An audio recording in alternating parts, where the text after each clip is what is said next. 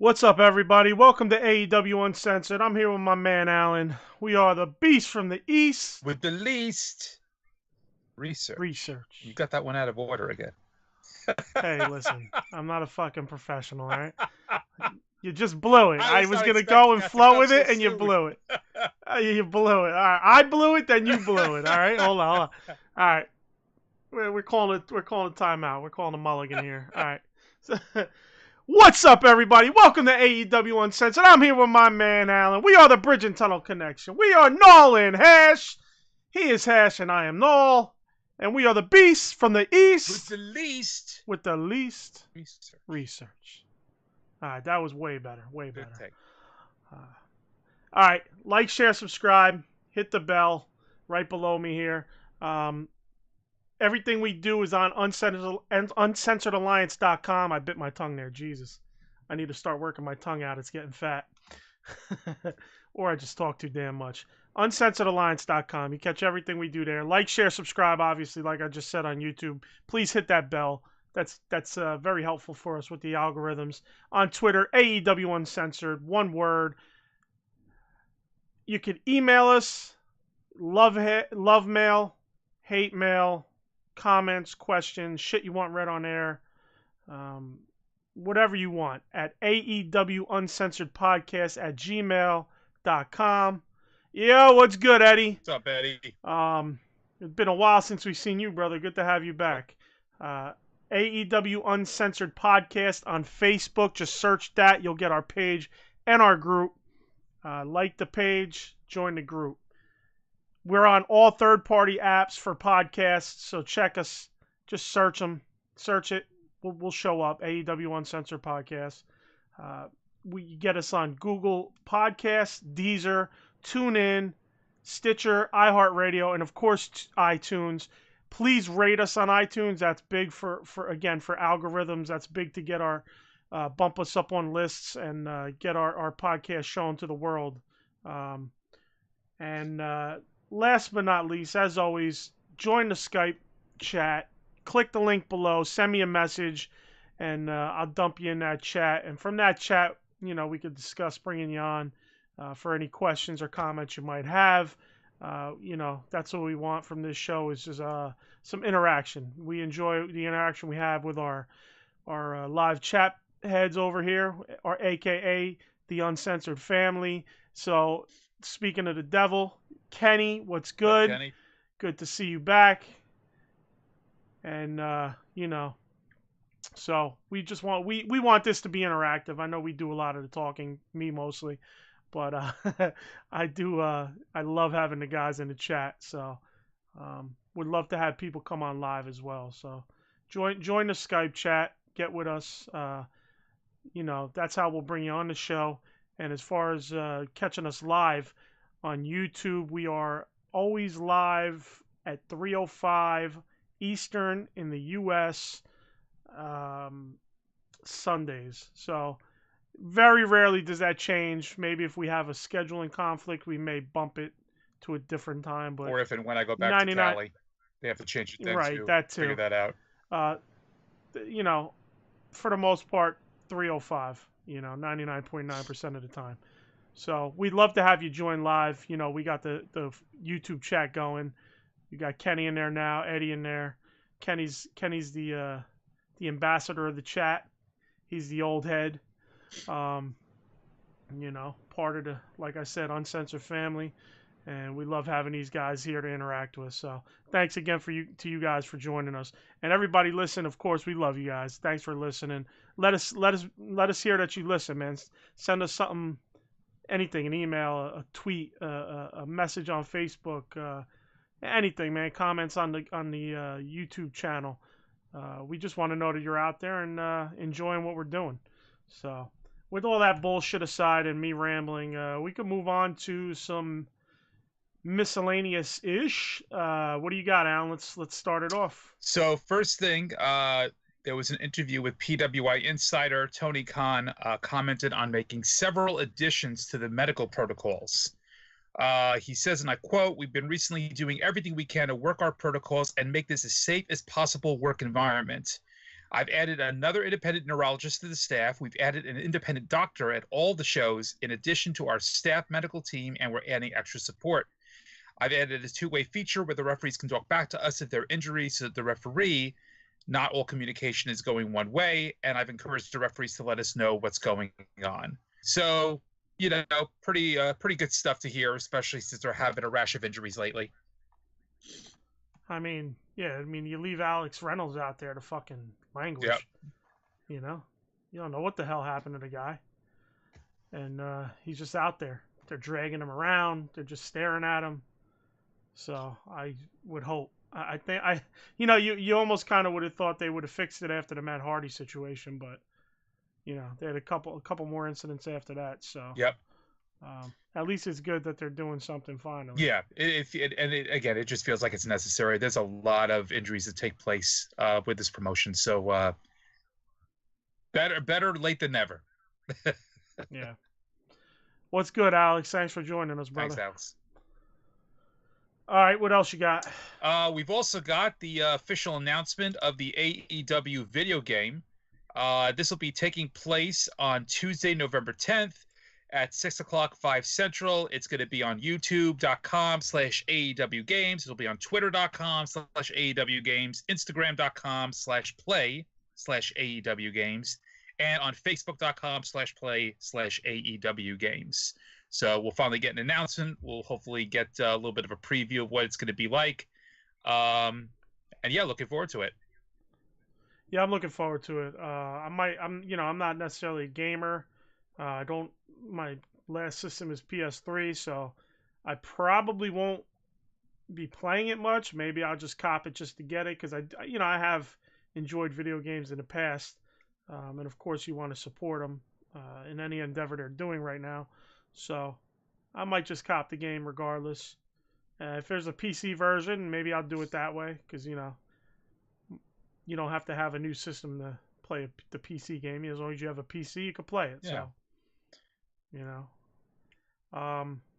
the only other miscellaneous, I think that was it for you. That was it for me. We mentioned this Friday on the Hot Tag show, Full Gear, but Cody Rhodes, basically WWE dropped the attempt to get the Cody Rhodes name, and he now owns the name Cody Rhodes.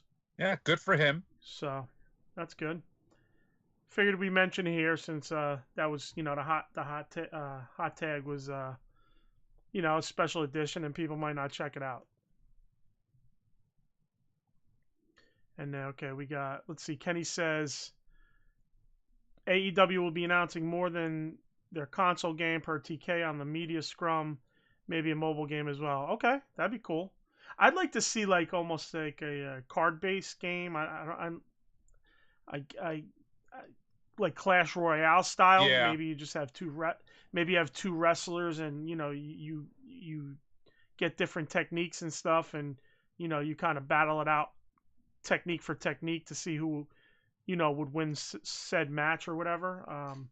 I don't know what else they could do. I don't know how advanced games are on the phone right now on mobile, because I play basic games. I don't play, I do see that it looks like they have shooters and stuff. I feel like that would be kind of tough on a phone, but again, I never tried it, so maybe I'm just talking out of turn. Well, I was going to say, I could see a wrestling game being challenging on a mobile phone. Right, that's what I'm saying. Like similar to like a shooter game. Yeah, like you and I have probably both played the latest G.I. Joe game. But that I don't know if you've touched that yet, but that seems to be on mobile. Yeah, like barely. Yeah. But yeah, that's what almost like that, but more like Clash Royale, where in Clash Royale you have your characters and you just put them out and try to beat the other person. It's like a strategy thing. I would almost do a similar thing with this, like like a drop kick, a headlock, like something stupid like that, power up, and whoever plays the better hands in the defense and offense wins. I think that would be interesting. Yeah, but good for them. I mean, it's high time. It's good to see. Yeah, it's high time that they have something out there to compete with the WWE games. I myself, as a collector, would be very curious, even if I'm not necessarily buying the game, to see if they're going to have any special collector exclusives. If they're going to have packs of all different types of little exclusive items that might be included with the game. They probably are going to be doing something like that, like through GameStop or through maybe another retailer. So that would be interesting to see. Yeah, definitely. I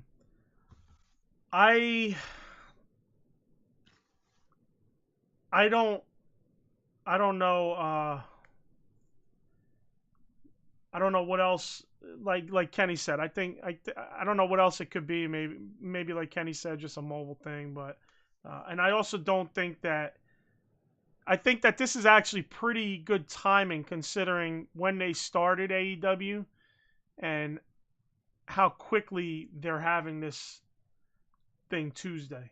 This event. Because it's just a little over a year. I mean, it takes a while to develop games. It does. So it's pretty cool to see that they're actually going to have some fruits of their labor being shown now.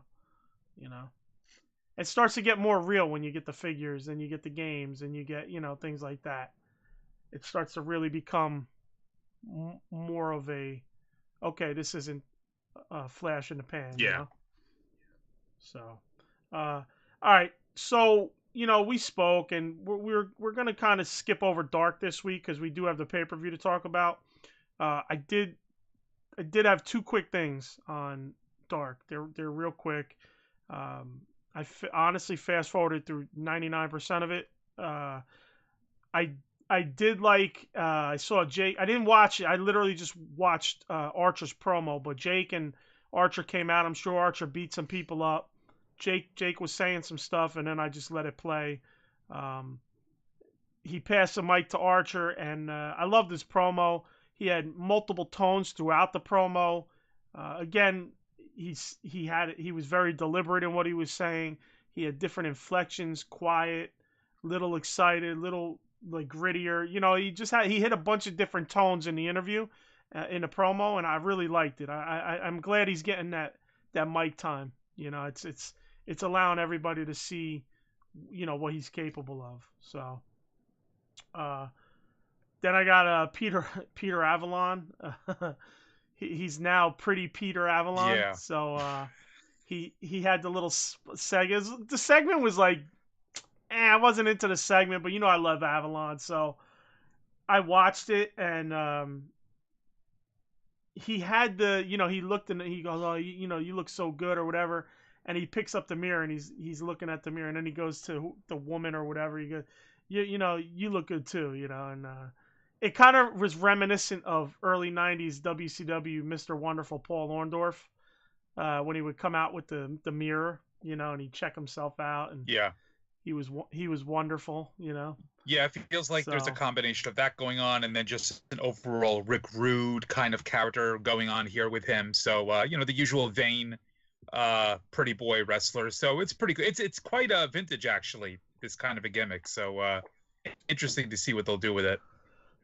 Yeah, I just didn't like how, I don't know, I didn't like the hand and come on in, like the first person, the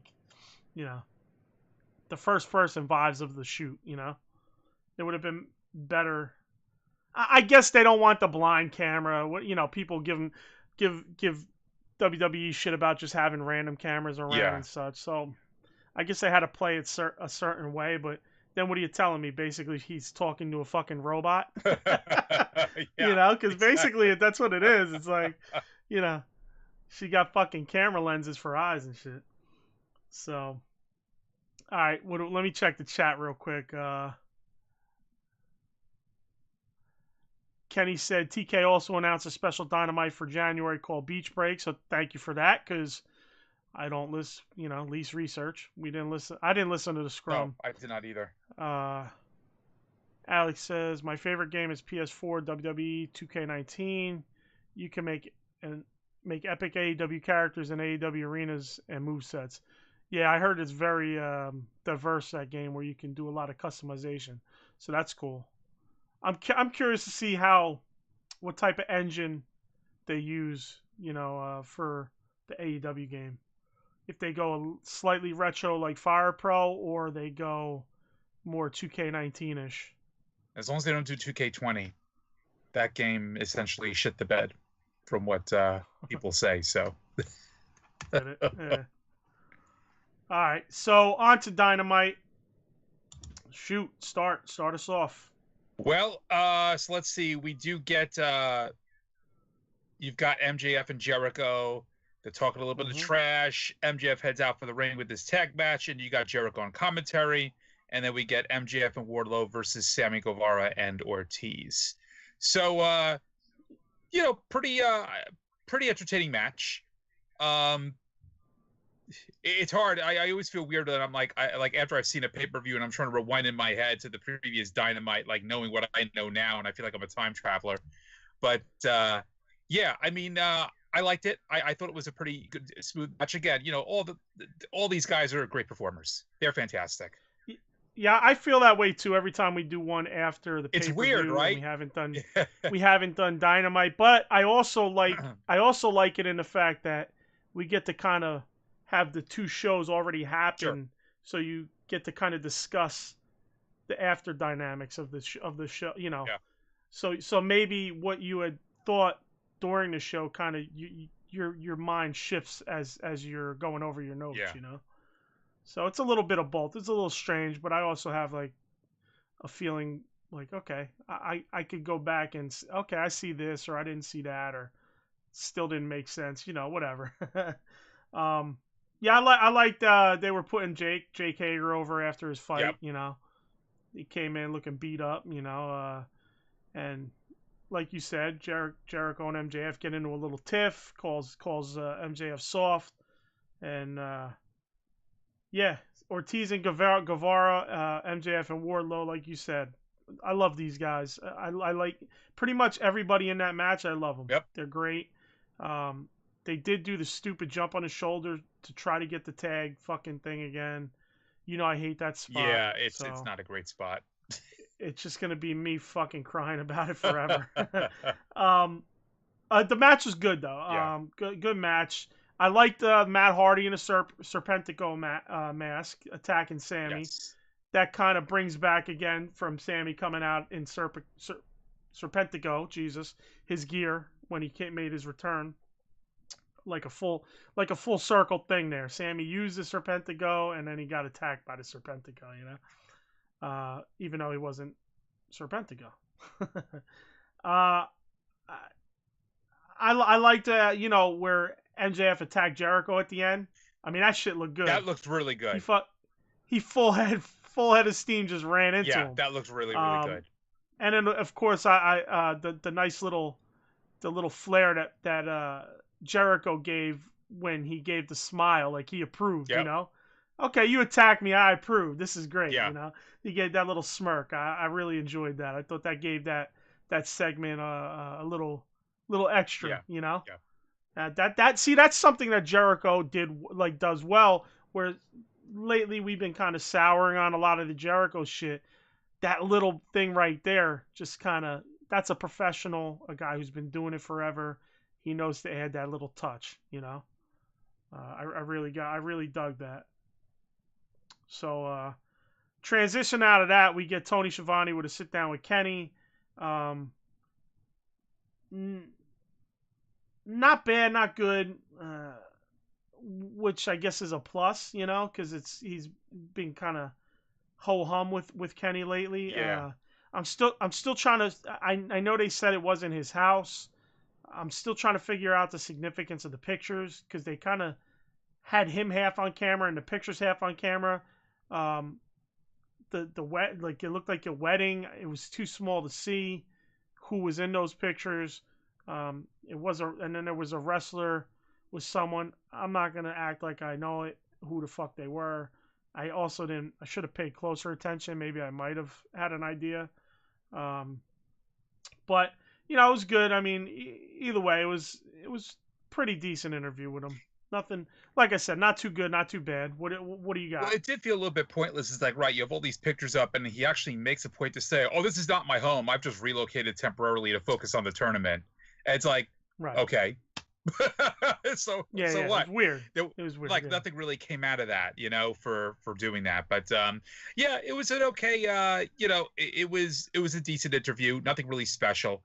Very play by the book. He thinks he's destined to win the tournament. He's destined to become the new champion. Not much else to really say about it otherwise. For sure.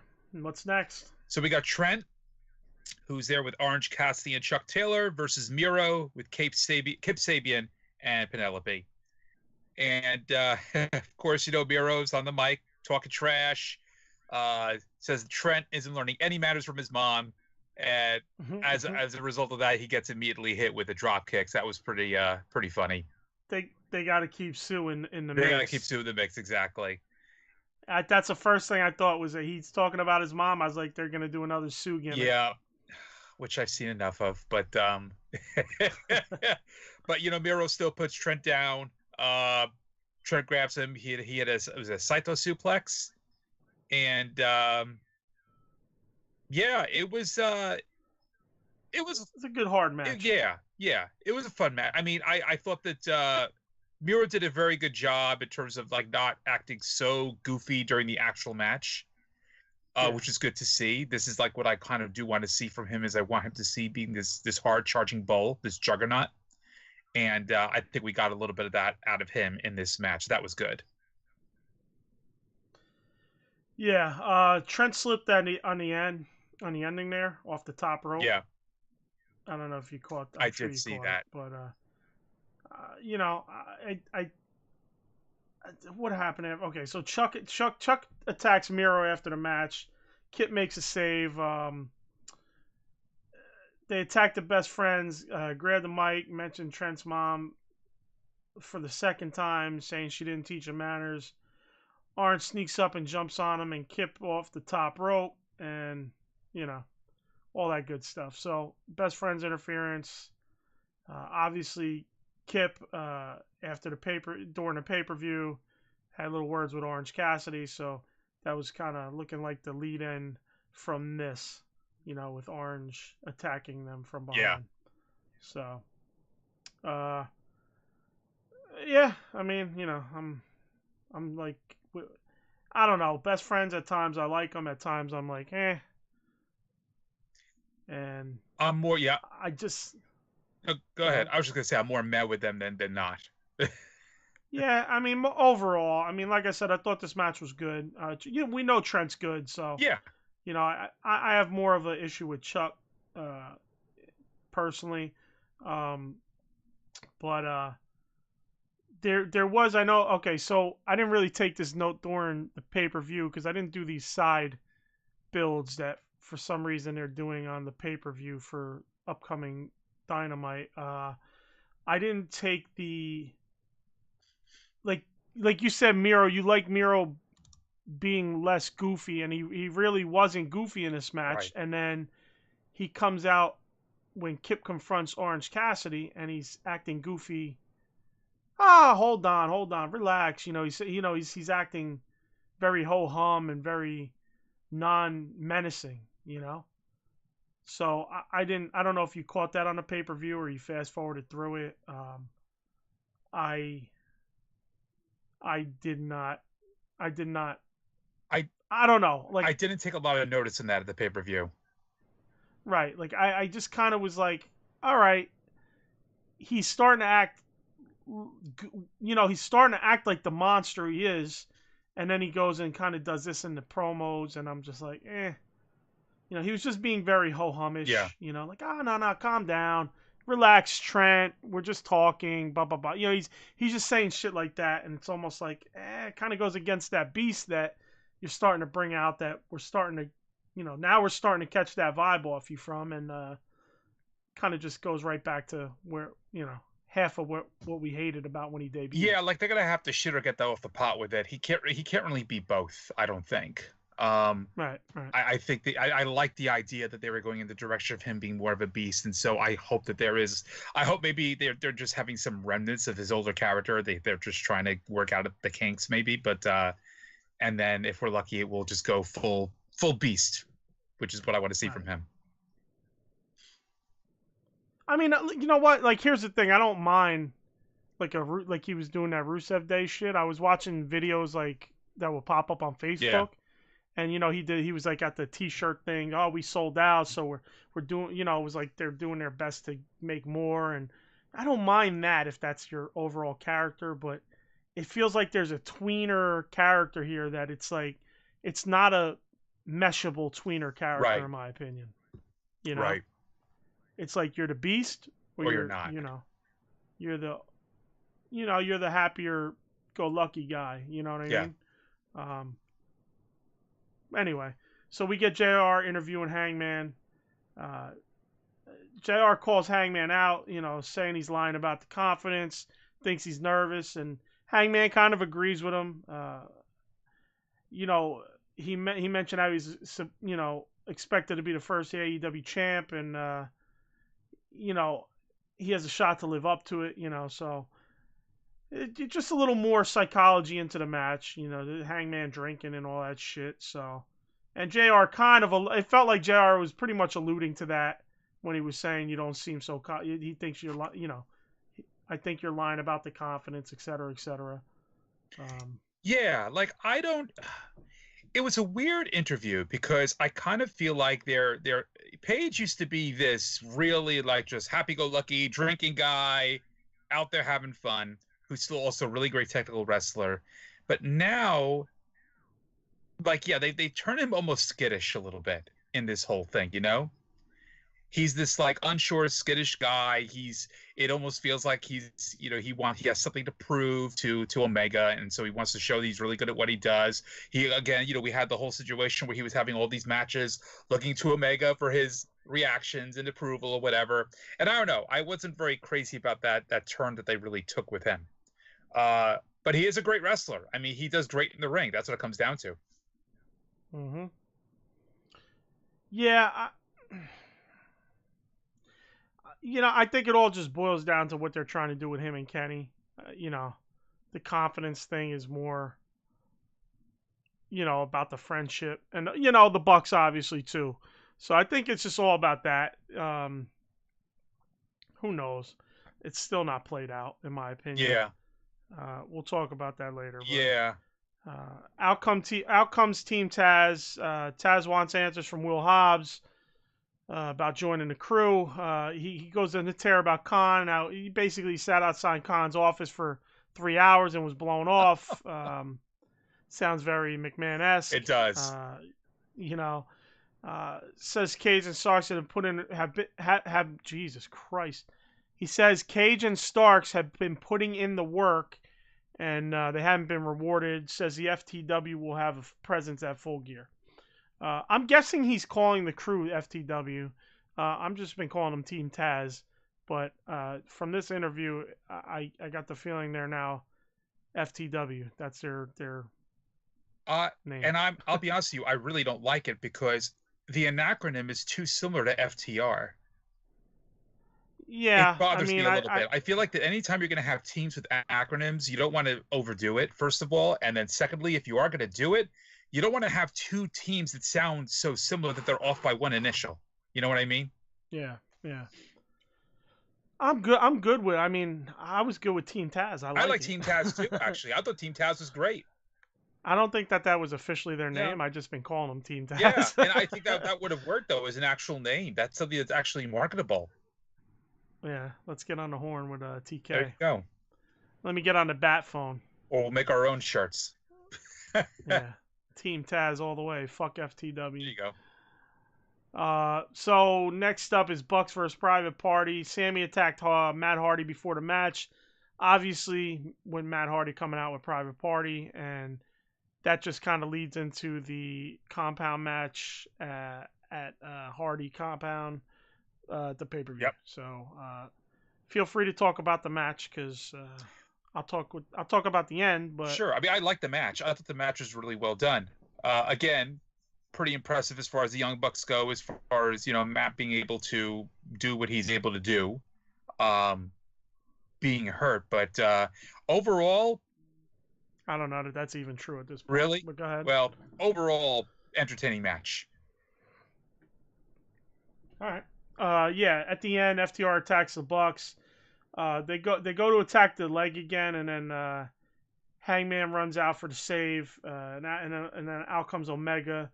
The thing was he was just waiting around. He was, should I jump? I don't know. Was he questioning himself, or were they just playing a timing game? I just felt like it was it felt like an eternity. That's something that you don't want a guy sitting on the ropes for 5-10 seconds contemplating coming down on the chair. Yeah. Because that either makes him look like unsure if this is what he wants to do, or it just means bad timing on the run-in. Maybe you could say he didn't want to do it because do we really want him to go in compromised? And we can't say we beat him fair and square, whatever. So, yeah. Who knows? But they didn't play it like that, so that probably wouldn't have flew. But you're right. The way it came off, it is hard to say what that was about. Was it a timing issue, or was it more of, oh, I'm not really sure what I want to do? And it was unclear, at least to me. So it sounds like for both of us, it was unclear what they were meaning to do with that. Hangman and Omega fist bump, and then something happens. I kind of seemed like they maybe said some words. It was, I maybe missed it or didn't really, the camera really didn't catch it. But then Hangman gets in Kenny's face. They trade some words, and then off to commercial. Yeah. Jimmy says, "Bill, how dare you question Matt's injury?" We'll talk about that. All right, now I kind of touched on this Friday during Hot Tag. Mm-hmm. We had the Kingston and Moxley confrontation. A lot of times I don't like these things, but fuck, bro. Just don't cry, Bill. Don't cry. I teared up, bro. I teared up. I had fucking chills, man. I was like, that shit was fucking fire. I mean, these guys, especially Kingston, man, he really he made me feel it. That's how you make a fuck. That's how you want to feel. For me personally, I mean, fuck, it might have felt like nothing to you, but for me, I was like, that's how I want to feel. No, it was very well done. When I'm watching, that's how I want to feel when I'm watching wrestling. You know what I mean? That's what makes me come back. That's what makes me want to see the next thing. That type of intensity, that type of realism. Obviously, you can't always be too real, but you get what I'm saying. Just fucking awesome. I nothing more to say. Just that's it. Yeah. Let me hear what you got to say. No, it was easily, if not one of the, probably like the best promo that we've had so far for this product, I think. It was very old school. It was very in your face. It was very emotional. And it's funny that, it came down to this because before all this, it was supposed to be Moxley and Archer before Archer got sick.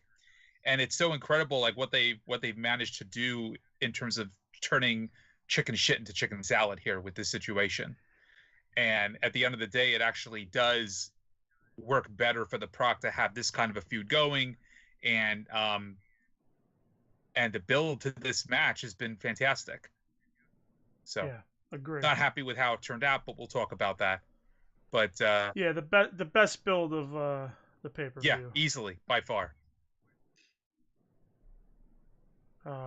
Then we get Natural Nightmares. They're attacked by Butcher and the Blade. I believe that was in the. I didn't take note of where, but that was in the back. I think so. That was in the back. Yeah. Yeah, I don't remember exactly, but I believe it was in the back. So they're obviously building up this feud, and we had a little more heat on that at the pay-per-view, which I probably didn't take note of because again, I didn't take note of anything that wasn't part of the pay-per-view, and that was for next week. So. I maybe should have, but whatever. So then we get Nyla versus Red Velvet, short and sweet squash. I mean, that's what you want. You want to put Nyla over as a beast. You get Vicky confronting Shida at ringside. The scuffle ensues. Nyla, I don't think could look any more weak than she did in attacking Shida from the side after she was grabbing Vicky. Yeah. I mean, that was the worst beast. Like, if that was Vader, bro, like the whole first row would have been fucking slaughtered on the ground. Yeah. You know what I mean? Like, barely connected with Shida. Barely made it look like she contacted with Shida. Slow motion. Old grandma's molasses, right? Old Brandy's molasses, as Jim would say. That the wall of molasses just hit right through the fucking, and then the incidental push contact. You know what I mean? It's like, my God, man, you're 2 times bigger than everybody else, and you're making yourself look like you're fucking Red Velvet attacking her, Nyla. You know what I mean? I mean, that's the thing. She shouldn't even have to try very hard, considering, you know. That's what I'm saying. It's how I also I wanted to say that unfortunately, you know, thus ends Red Velvet's 1-match winning streak. So much for that. Jimmy says TK needs to be thanking Eddie for saving the product somewhat. Okay. Listen, anyway, I don't want to go into it. We get a Kenny Hangman video package. Apparently, I didn't pay attention. Cinderella was singing some shit. Was this? I'm hearing all this shit about Cinderella. No, I didn't even catch that. Yeah, he apparently had taken some cues from South Park. Oh, that's okay. I did not even catch that. And that could be also because the fact that I didn't have the audio up all the way with this, like through every segment. Yeah. Oh, you like? I believe it's don't know what it got. Cinderella. What you got till it's gone. Is that what they were singing? Yeah. Cinderella. Yeah, that's a great song too. Yeah. Right. So apparently there was a play on that. Yeah. So they replayed it on the pay-per-view, if I'm not mistaken. Okay, I must have missed it on the pay-per-view as well. Yeah. So then, of course, we get a Darby video, which is pretty good. This is a little better than him rolling down a fucking half pipe in a body bag. Yeah. I like those. I like the skit that was on this, like his vignette that was on Dynamite, better than that, hurting himself shit, Then we get Silver, 10, and Colt Cabana versus Cody and the Gun Club. Anything Gun Club, I don't care. Cody's starting to become a guy I'm just not interested in watching. He does obviously has some great promos, but he at times is a little too much. On the pay-per-view, I felt he was a little too much. We'll talk about that shortly. Sure. I did have 2 spots that I really liked in this. Was the 2 Silver spots when Silver, he put the little captain in him and did the flex, while he was on Gun, and then he was running his mouth at Billy, and then he just tags out. He got Billy all worked up and just like tag out. I really liked it. Silver is like one of the shining stars in wrestling right now, in my opinion. I agree. He's gonna run into an issue where I think at times I feel like, okay, you're a little overdoing it. Kind of slow down, pace yourself. Don't get too in the weeds with it, because what you're doing is great, but don't overdo it and then fuck it up. Yeah, and I wonder, I don't know if you have that vibe too. I do, and I'm wondering if a lot of that has to do with him trying to compensate for his size, which he really shouldn't have to worry about doing. But I do get a little bit that feeling as well with him.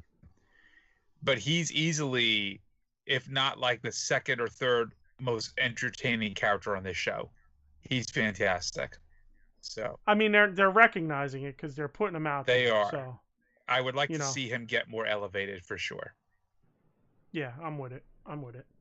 The match was pretty good. Dark Order again jobbing. So yeah, whatever. Second verse, same as the first. Yeah. Dark Order surrounds the ring. Silver sneaks around from behind with a chair. Orange comes out. Orange punches him. Cody cuts a damn good promo on Darby. The best line for me was, "You're looking at the men that left the Empire, went to war and won." Yeah, that was a great fucking line. That's one of the things I was saying just a second ago about, I'm getting tired of seeing him, but then he got some good promos, you know what I mean? That's his biggest attribute. His biggest attribute is his promo work. His promo work makes you forget about a lot of the other problems with his character overall and with his position in the company. But I actually really enjoyed it. I liked the way Alan was just sitting up there listening. They kept cutting back to him, and it was well done. It really was. Yeah, 100%. All right, so I think you don't have anything else on Dynamite? I do not. All right, me neither. So on to the pay-per-view, Full Gear. So we'll start with the buy-in real quick. I didn't take notes on it. I watched about 2/3 of this match. At some point, I kind of got distracted. The match was good. It was Serena D versus what's her name? My God, what is her name? Because she was just showing up here for the first time, and we were just talking about her too. Damn it! I know. I can't remember her name. We're only the least research. We also can't remember the people's names. Allison Kay. Allison Kay. Yes. I feel like now, like that we said that name a lot. I have heard of her, but like peripherally, because I don't know wrestling like that. But me too. Yes, with a lot of times with the women on the indies, you could hear a lot about them. Apparently, she's a former NWA Women's Champ, Yes. so I was impressed by her. Serena Deeb, of course, does her thing. So the match was good to me. For everything that I watched, I was impressed with. Like I said, it was about 2/3 of the match. It's funny because I even went back to watch it again, and I skipped some of it, like not purposely. I just kind of I got taken out of. Sometimes I'm like a cat. You shine a light somewhere, and I go jump at it. You know what I mean? So it's like my ADD is coming out. So okay, so then we get what do you got? What do you have on that match yourself? So I watched most of this show today. I watched this show after having woken up with an absolute. If I look uncomfortable on camera, everybody, it's because my neck is completely jacked up. I screwed up my neck in my sleep, and I was cringing when I saw that spot with Serena Deeb doing that reverse neckbreaker off the top rope. Did you see that? I didn't see that. Oh my God! The second I saw it, I'm just like, fuck! Like I felt it. Like it's a really good spot. She took Kay and just she had her twisted around, had her hanging over the top rope, and then just let herself go. Her ass hit the tarp, and just bounced her back in. It's hard to describe, but it's a really painful spot. Really well done. So, visually painful, but I thought it was a good match. I really did. I thought that, again, you'll never hear me complain about Serena Deeb's work. Her stuff is great. But for a buy-in match, and the fact it was for the NWA title, I liked it. Yeah, I did like at the end with Thunder Rosa coming out. Her music hits. Yeah. She comes out. They have a little face-off. That was cool. I'm starting to think now. What's up with NWA and AEW? Seems like there's a lot of AEW and NWA meshing right now especially with the women. So I'm kind of curious. What is there more to meets the eye there or what? Hard to say. Yeah. It's hard to say. It's not really clear what they're doing with this. Yeah, I'll agree. Like, could there be a title unification coming? Could there be, another match with? Could Serena Deeb drop the title again? Right. To Thunder Rosa. Right. And then Shida and Thunder Rosa. Who knows? But I'd like to think they're not going to have a unification match if it's still not a unification per se, but more of a dual championship. Right. Maybe that. Maybe that. Yeah. I don't mean unification. I apologize. I was just the wrong term. Okay. So then we surprisingly moved to the opening match. I almost feel like last week's not last week, the week prior's Dynamite, where it was bookended. Mm-hmm. Great match, and then the middle was eh. I feel like this is almost bookended as well. In terms of the matches in this the pay-per-view, I was not excited about the pay-per-view. Watching it, I wasn't excited about the pay-per-view. The matches were great. Yes, I agree. Overall. So it's not the matches that weren't great. It was just my vibe going into the pay-per-view, my feelings on the stories going into the pay-per-view, that I was so ho-hum about it. So anyway, bookended it. Obviously bookended. Hangman versus Omega was opening this. And of course, the one we've been looking forward to, Mox and Kingston ended it. Yes. So, hell of a match, both guys. I'm watching this match and I'm going, everybody says Kenny's the best bout machine, and I'm like, Hangman's been the best bout machine for me in AEW since inception. I think you're right. Kenny puts on great matches, don't get me wrong, but the AEW best bout machine, in my opinion, is Hangman Page. Yeah. I'm fucking, tell me I'm wrong. But no, I agree with you. I think that Omega's best work was still in New Japan, Right. other spots that he's been in. I think his work is great here. His work is fine for sure. It's not as great as it has been in the past. And I do think that from a match performance standpoint, yeah, I agree. I think Hangman Page outperforms him. And overall, though, I mean, yeah, this was a fantastic match. And, kind of what you were saying, all the matches, I think, on the card were great. I hated the booking. I hated much of the booking on this show, and this match started that off. I hated it for two reasons. Number one, I really do think I liked our idea of Hangman taking the win. Kenny snaps. Yes.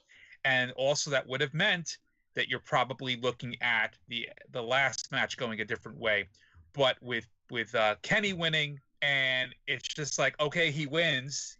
That's about it, and it means that what the last match is, how the last match is going to go as well. And so it kind of made everything fall apart like a stack of cards for me, unfortunately. Like, I wish that this match was maybe closer to the end so that I wouldn't feel at the very beginning of the show that I've A, had the ending spoiled for me, and B, that it feels like the whole thing just fell apart like a house of cards. In terms of what you and I had talked about on Friday and our wish for how both matches were going to be booked. And there you go. But match was great. Didn't like the booking. Didn't like how it ended.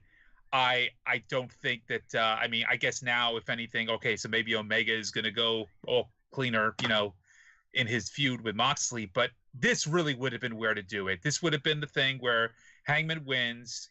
He deserves the win, and then just see him get destroyed at the end. Kenny loses his shit. It just wrote itself, and it's just another example, I think, of where AEW, they had something really, really great in their hands from a booking perspective, and they didn't go with it. So they dropped the ball. Great match, it's almost shitty booking. Yeah, it's like, you had him attack Marco Stunt months ago, and that was kind of the last of it. He attacked Marco Stunt, and that type of shit pretty much stopped happening. So it's like, you teased it and then literally stopped it. And this was a perfect opportunity for him to lose an attack. It would have almost bookended that. Kenny attacking Marco and then attacking Hangman. Yeah. All the in-between would have made a little more sense. As far as a match, great match, hell of a match. You know me with this back and forth chopping and forearm shit. I feel like that every match is just doing it way too much.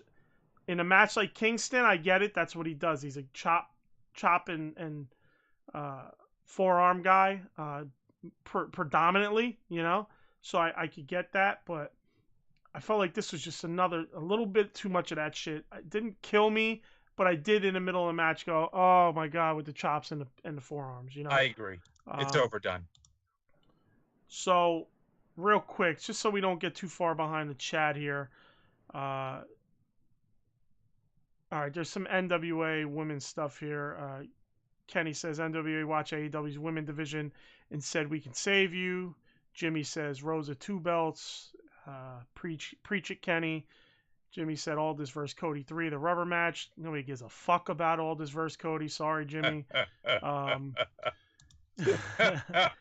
Okay, and then so back. This is kind of where we're at now. So Jimmy goes, Omega has too much on his plate, and Jimmy says, bring back Daddy Bischoff to right the ship, TK. Now to further what we were saying about the Kenny and Hangman, I was expecting, because in my opinion, the story's been so weak up until now. I was expecting this to help kickstart it and keep it going, like we just spoke about. But we got none of that. No. I mean, the story literally moves nowhere. Nowhere. This story moves it's pretty much still stagnant.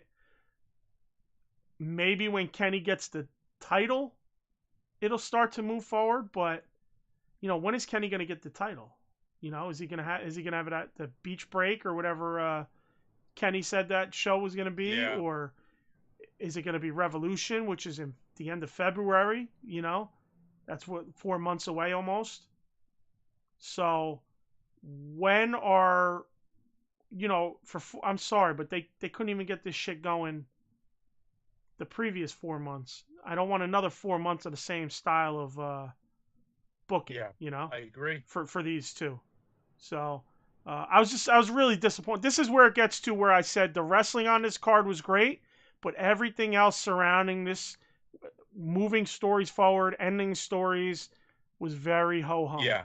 And I was going to write that to you and Jim actually in our chat earlier that I was just giving you my quick thoughts before we went on the air. I just didn't get a chance, but that's exactly how I thought of the entire pay-per-view. Great wrestling, shitty booking. Right. That's how I feel about the show overall. Jimmy says the booking makes sense only because Moxley and Omega rubber match. So, yeah, it's true. But like we had said, we were hoping that wasn't going to necessarily be the case. We were, right. Yeah. Right, we just want to mix it up. There's it up a bit. You could still end it up in Omega's hands, but mix it you can mix that up, in a way that isn't so obvious. So then Jimmy says Revolution, all belts minus TNT, chains hands. You heard it here first. Somebody screen cap that. Kenny, screen cap that. Shake and bake. Screenshot Bake's fucking thing right there for us. We'll put that on a t-shirt. That's the next t-shirt, Jimmy. Revolution, all belts minus TNT, chains hands. You heard it here first. That's the t-shirt. James Frazier said it. We better make that shirt really quick because it's going to be out of date by the time production's over. We're probably not going to start shirts for another 3 years. I mean, we need to hear from some more listeners before we start making shirts. We got to know they're out there. You know what I mean? I don't want to buy 100 shirts and then sell 2. You know? All right, so then we move to the next match, which we thought would have been the opening match. It seems like a lot of places thought that too, especially where we got our rundown from Silver and Orange Cassidy. Great match, man. For me, the fucking best part was when Silver rips out the pockets from Orange Cassidy's pants. He's like, yeah, fuck, enough of this. Rips them out, stuffs them in his mouth, gives him Johnny Hungy, and that was fun. It was very I thought unique. the match was, I thought the match was fun. I thought it was good in a good way. Both guys did their thing. Obviously, Silver takes the L. Yeah, I mean, they pushed Orange Cassidy so much. I guess Silver had to take that L. Yeah, we talked about this on Friday night. It made the most sense for Orange Cassidy to win the way he was getting pushed. But yes, we would have liked to see Silver win to be able to just get higher on that ladder. Yeah. So Jimmy says, new shirt, research before t-shirts. Good. Yo! I like that. That's fucking like great. That is great, man. We got to put the laugh. T-shirts. We got to put the laugh emoji after that too, just like he did. Oh man. So Darby versus Cody. Here we go. 90 people come out with Cody. Does it ever end or what? Yep. Well, he wanted to get that group of people, be like, hey, I got my name back. So listen, the Nightmare Family, or whatever the fuck, the Nightmare Family was already 90 people. They added another 90. They're up to 180 people in the Nightmare Family. Yeah. What the fuck, man? It's the Nightmare Clan. It's the Nightmare fucking country. Yeah. I don't know what the fuck. They need to commandeer Epstein Island or something and make it their new fucking, plant the fucking Nightmare flag and say, we're taking back this island and fucking putting some respect on it. And we actually we got Mike Chioda refereeing the match. That was pretty cool. Yep. Yep. Go ahead, give the rundown. Give your rundown and. So, again, I'm going to be repeating this a lot. The match itself was fantastic. I liked it a lot. I think that Darby Allin and Cody, they've got a lot of good stuff to be able to have like a really long program, I think, when it comes to just seeing how they work together in the ring, certainly how the promo worked on Dynamite. I liked the match. Again, not so crazy about how it ended up. I did like the spot where Cody's doing the push-ups. And Arn isn't happy about it. And Arn's just like, no, just beat the guy. So I like that. I like that part. I know what they're doing there. I do like where they're, again, we keep thinking they're going somewhere with him as far as turning him around, and then they change their minds with it again. But that was a cool spot. Darby winning, great, fantastic. We talked about this. It just makes, I'll repeat what I said on Friday. It makes the whole story of what happened with Cody getting the title back after being out for what felt like 5 minutes just useless. That he lost it again so quick. Right. What are you gonna do? Yeah. Go ahead. No, I was just gonna say, I did like the heelish tendencies though in the match from Cody, so that was cool. Yeah, but he's been doing that, so it's like exactly. He keeps doing it, and then we don't know what's gonna happen. But no, great again, great match, shitty booking. Yeah, hell of a match. Darby's so good at selling. He is. He really is. And, he's. I think he kind of makes you feel that pain, and I think that's why people love him, man. Not just because of his work or whatever, his brooding, and I think just he makes you fucking feel him. You know what I mean? You want to cheer a guy that looks like he's getting demolished every time he's out there. I think that it pulls on something in a fan, Yeah. And it makes them get this swell of support behind him. Yeah. He's just so good at it. I'm glad he took the strap off Cody, same as you. It's almost like, what the fuck was the sense of putting it back on Cody for such a short period of time? Yeah. That kind of pissed me off. And you knew Taz and crew were going to come out and attack Darby. Yeah, you knew that was going to happen. So they come out, they attack Darby and Cody. 90 people came out with Cody, but not a single person came out to back him up. That was, I was laughing at that. It's just like, it's like, no, our shift's over. We clocked out. Our shift's over. Whatever. Yeah. It's just like it's fucking, I don't know. Again, like I was telling you about earlier too, like kind of I jumped one step past.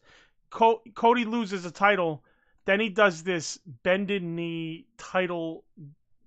It was like, I don't know. He's almost like Brandy, where he's got to be on top of you too much, touching, hugging, handing, kneeling, bowing, like fucking dude. What was that all about? I can't tell what you are. You're a heel. You're a tweener. You're a face. You're a cuck. Like, what the fuck are you, dude? I didn't get that. I don't understand why he did all that. The whole accepting it shit. It's like, if you're gonna do the heel tendencies, don't accept it. Throw a little bit of a fit. Be aggravated. Exactly. Or just be aggravated and be a face about being aggravated. I don't know. Just that kind of fucking rubbed me the wrong way. It's one of those things about Cody that I'm just like, ugh. Every time I see him, ugh. Yeah. He's starting to take cues from Brandy. Oh, that's. Did we need you bowing? Yes, yeah. Yeah, like it is with the bowing. Like the timid. Yeah. What is that timid, about? Oh yeah. No problem. Yeah, no problem. Like the timid bowing shit. Like, straight cuck, you know? That's the word I was thinking of using. Actually, I wasn't sure if that would work well on the show, but no, I agree. There's a lot of cuckery there. Yeah, I don't know. It just was weird. But it sets up some nice stories anyway with we'll say it, FTW coming out and attacking them. They already were in the story, but it sets up a bunch of different avenues, especially with Cage and Starks both grabbing the title. Yes. And looking at each other, So that was a nice little touch, just to add some intrigue. Obviously, during all this, Will Hobbs runs out and makes a save before they can crush Darby's arm in the door. I was wondering if they were going to do it and how they were going to do it, because I was like, I don't see that not hurting, no matter how you try to fucking, fake it. But yeah, good for Darby. I'm happy Darby won. Definitely, that's a title where I felt Darby was definitely going to be a champ at one point. Yeah, he deserves it. Possibly a future world champ. We'll see. Yeah. But let's get to the chat real quick before we get too far out here. Kenny says Darby gets a title before MJF. It's a conspiracy. Jimmy says Kenny wants a recount. And Kenny says, I want to speak with the manager. Oh my God. Jim says, is your middle name Karen? And Kenny says, my shoot name. Oh my God. You guys are fucking too much. Too fucking much, man. I love it. I fucking love you guys. So, all right. Nyla and Shida. It's a good match. Personally, I thought it was a good match. Nyla did the going for the 3 count and lifts up Shida. I fucking loved when Shida was going for the 3 count and lifted up Nyla. That was the fucking look on her face, the aggression, the fuck you. Yeah. She's really had that extra about her for a while now, and that almost was like capping all that extra she's been having off with the fucking confidence where she this isn't just like, Nyla's the beast, she's wrecks people, she did it to her, you know what I mean? I love that. I really love that. The ending was just so good, the multiple knee strikes, just boom boom boom, she just, I don't know. For me, I loved everything about that part. I want to say it's been like six months or so. She's been really getting that aggression, that aggression style, at times. And the fucking look on her face, I was like, oh shit, I loved it. I fucking loved it. She lifted her up and gave the look at the camera, like, I was just like, oh, that's what's up. Yeah, that was sweet. There. That was great. I love the spot where Shida was put over the top rope, and then Rose climbed to the top rope and did like a diving knee drop to the banged up leg. That was pretty cool. That was good.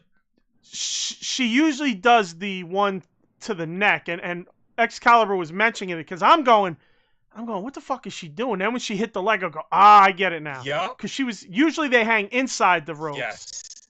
And she'll hit the head, and even that's like scares me because I've seen like Sheeta's bounced up and fucking guillotine the rope before when she's got hit with that. But that was good. That was a nice little touch for sure.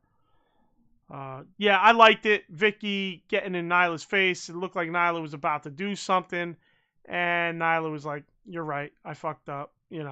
So. Does Vicky have that much control over Nyla, or does Nyla break out of it, or is that just what they want you to, they want you thinking that way pretty much. They do. So I felt it was a good match. I really do. Shida, in my opinion, that 3 count lift was like a culmination of all that aggression she's been showing at times in matches. And to me, I think not only lifting her up with that fucking I got this, I know I'm the best champ there is attitude, it's the look she gave as well. Yes. The look was it was so great. So great. I'm looking forward to what they do with her next. Like I said, I would say for me, I'm thinking like Bunny or um, Britt Baker. Yeah. Obviously, we've seen Britt once, I think, since she's been back. Twice, maybe, aside from that cinematic bullshit. Oh, one cinematic match and I think one regular match. Yeah.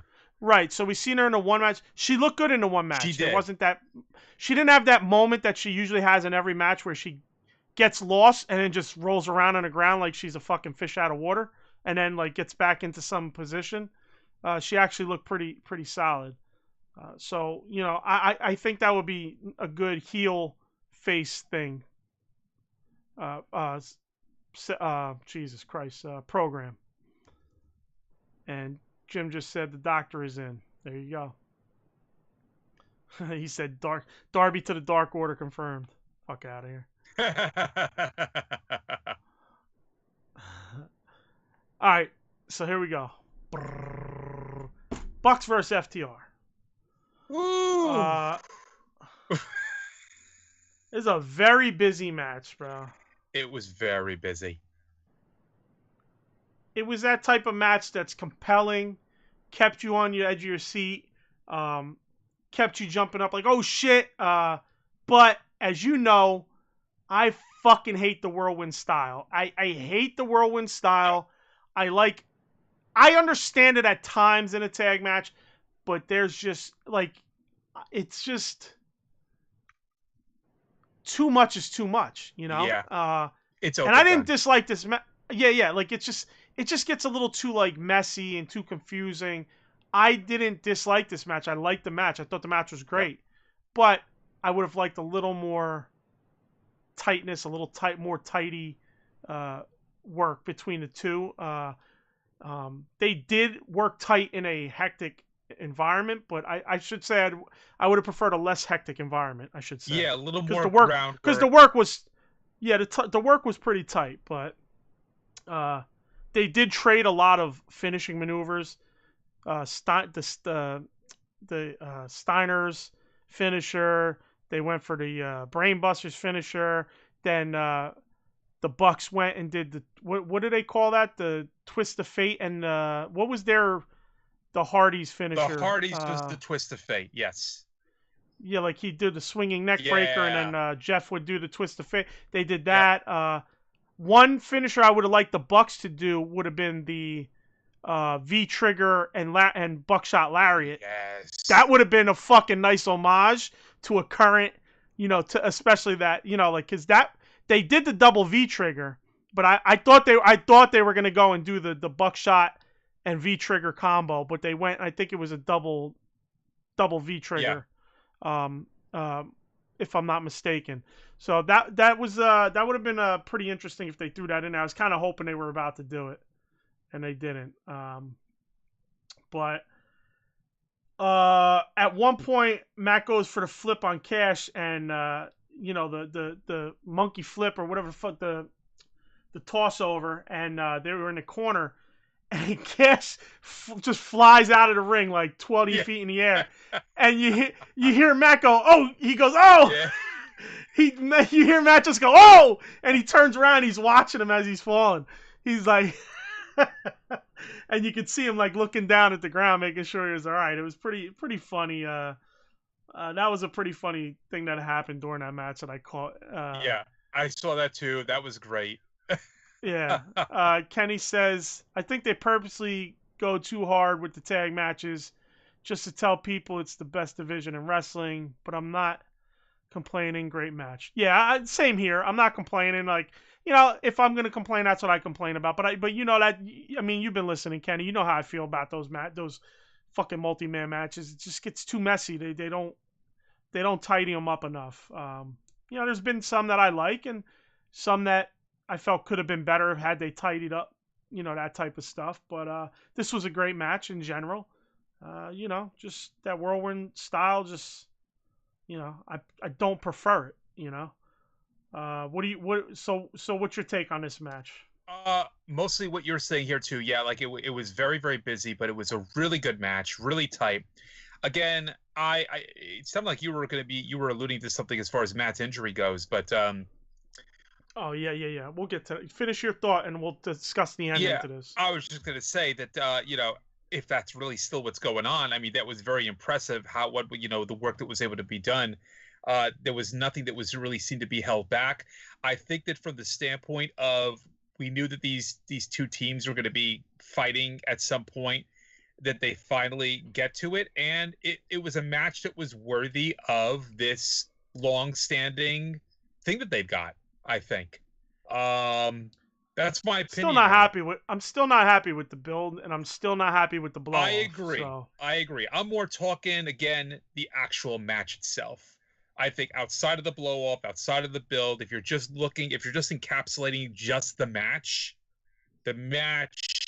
was great for what they tried to do with building. As bad as they built this up, what they were trying to do, building up these two teams fighting it out. So I like the match itself outside of the blow off. Yeah. I don't think it's necessary. When I say blow off, I mean the pay-per-view blow off. I don't think it's blown off totally. Yeah, no, I think this is going to continue. Yeah, and I know you get what I'm saying, but just for anybody listening who thinks I mean that's just it with this. I don't think it's over. Obviously, tell you what, I was more impressed with Matt's acting in this than I have been at all in Matt's career that I've watched. You know, I think he did a fairly good job selling his fucking self last night. Occasionally his facials were fucking god awful, but for the most part, I think he did a great job. And like I said, I like bearded Matt instead of fucking face chop Matt, whatever you call those fucking lamb chops or whatever you call those things on the side of your face. Those sideburns fucking. Oh shit! What are those called? I don't know. Mutton chops, is it? Mutton chops, Mutton chops. So I like the full beard Matt. I like the extra tan Matt, and I like the hair down Matt. You know what I mean? So I'm good. I'm. Those are the three good things about Matt. Now let's get Matt facial Matts. Wait, how do we say it? Matt's facials. Okay, that don't sound good either. That don't sound good either. But you get what I'm saying. His emoting. Okay, let's say emoting. Little more little less weird. His emoting and his selling of injuries needs to get better. But hey, he stepped it up with tan Matt, long hair Matt, and full beard Matt. Yep. I like that. Yep. So obviously the Bucks win this. I didn't like the ending, honestly. I thought it was like after all that, it was that quick thing that made that. They did every finisher of tag teams past and got kicked out of, and then it was a quick roll up that got the win. You know what I mean? Yeah. And I don't even I'm trying to remember. I do remember thinking there wasn't much damage leading into the one move he did to him and then got the roll up. So it wasn't like he was beat to death. Obviously, after a long match, all of them are beat up, but it's not like he had went through like a 4-minute isolation of getting beat, and then a quick roll up for the win. It was almost like they were all kind of spread out. I forget who got the pin. Was it Matt? Matt got the pin, right? Yeah, Matt pinned. I forget who the fuck he pinned now. But he did a move on him, a quick move or something, or he was a little stunned, and then he just did the roll up and pinned him. Yeah. So that was kind of like. What's that? Sorry, I was just gonna say it was Wheeler. Okay. So that was a little fugazi. It was like where'd that come from? You know what I mean? Yeah. It was a little like after all that shit, that was the finish, But I'm not gonna cry about it because the match was good. Could have been a better finish, obviously. Jimmy says Matt Jack's facials palace TM trademark. Matty Jack's facial palace. That's a good T-shirt. Something with Matt Jackson facials. So they win the titles. Now this is where I was talking about, was that injury even true, or did they kind of float that to Meltzer to get Meltzer to put it out there and then have people thinking that the Bucks weren't going to win because of that? You know what I mean? I really hope that's not the case, because yeah.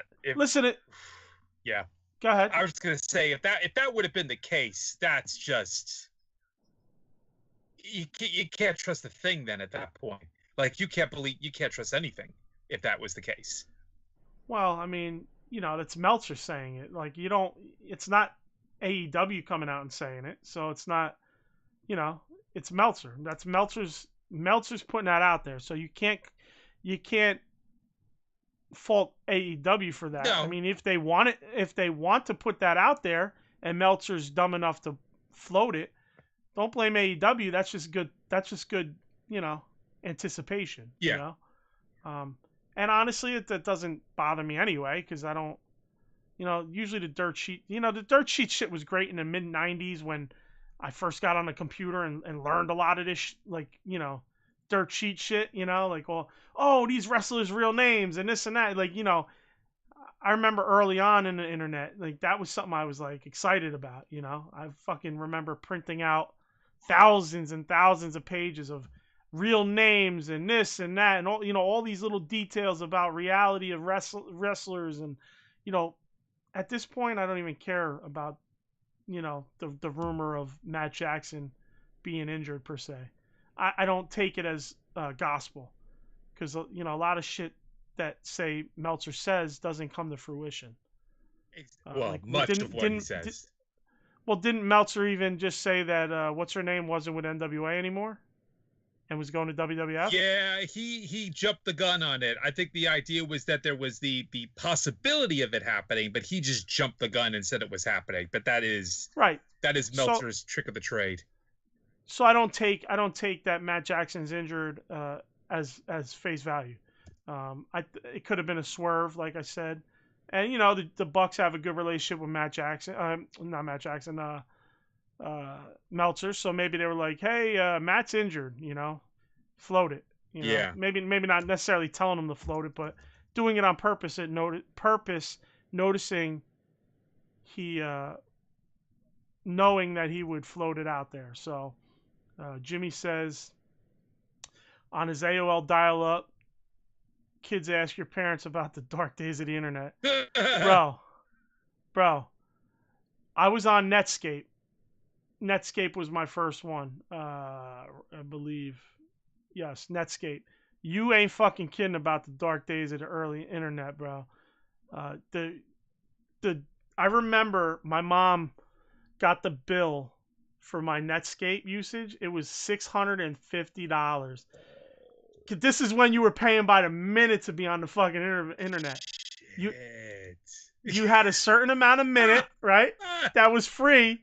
You had a certain amount of free minutes, and then I was never an AOL guy, so I had Netscape, and then I can't remember. I guess I went to Internet Explorer at the time, whatever the fuck it was. But bro, my mom was like, "What the fuck is wrong with you?" She was going in on me, man.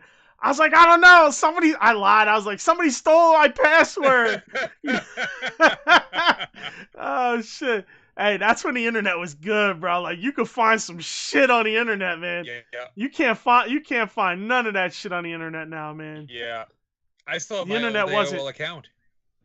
Do you? Nice. Yeah. Fuck, bro. It's funny. My first email, because it was a shared computer between everybody in the house. I remember I tried to incorporate something each of us loved. So my mom, my brother, and me. My email, I won't say the email, but it was like, I'll say mine was Sabu. I put Sabu in there. Okay. Because Sabu was like my guy at the time. So it was wrestling related. Dude, it was, I'd say 40 characters, and then I forget what it went. I don't know if it was Netscape.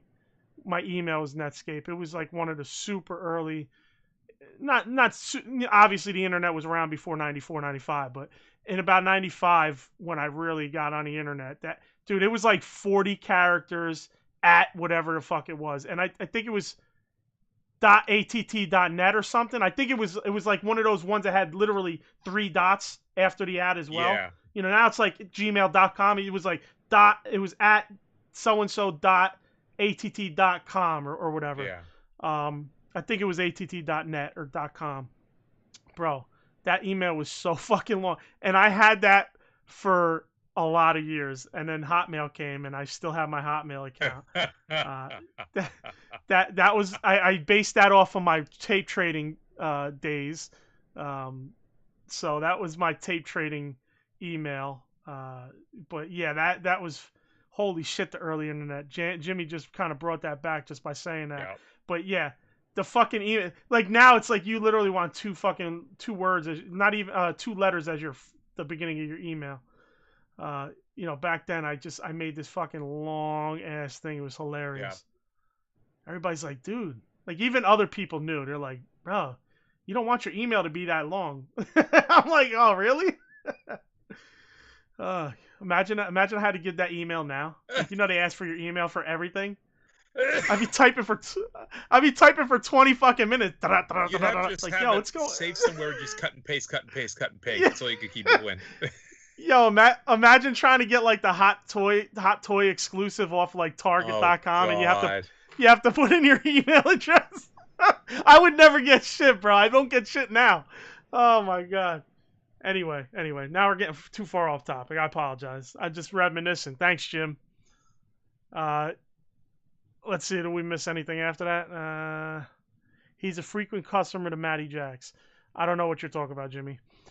Probably something we said earlier. All right. So then we get the Sammy and Matt Hardy match at the compound. I wanted to ask you, have you ever seen one of these matches before? I haven't. Okay, I'm very curious as to your opinion of it then, because for anybody who has seen this already in TNA, it was more of the same. It was entertaining. It was silly. A lot of it is stupid. I am curious as to your opinion of this, since you've never seen this type of a match before. Gotcha, Jimmy. Jimmy says Meltzer. That's what he was talking about. All right. Frequent customer of Matty Jacks. Matty Jack's facial palace. All right. Now, so before we go on, you saw all the compound matches, WWE and I did. TNA? I did. Now, where would you rank this one of the, was it 3 they've had or 4? Or? Oh, boy. 1 in WWE, right? There was maybe 1 in WWE, which is more of a Wyatt thing.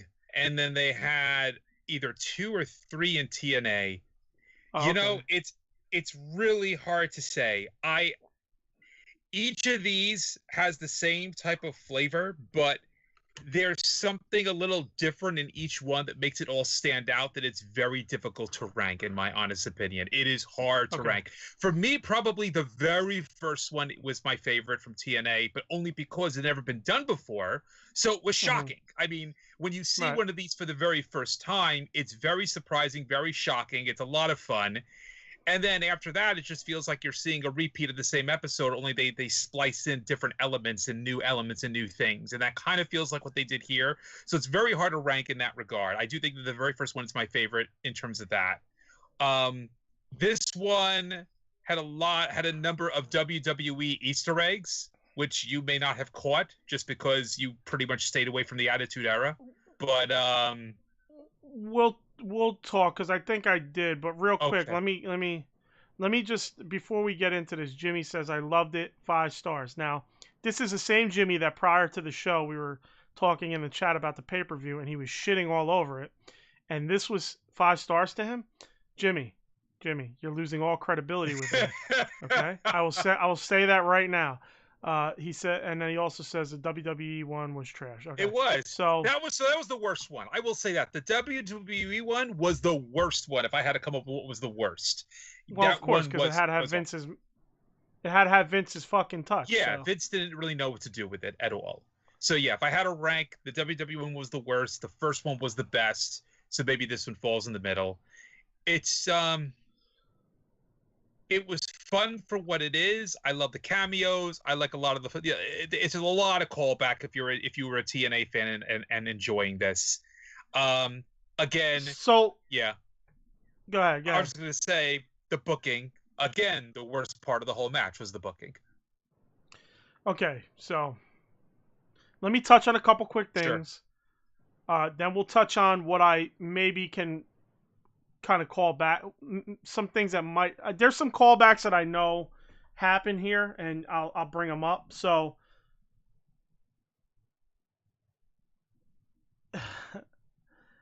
So they get down by the Lake of Reincarnation, I assume. Yeah.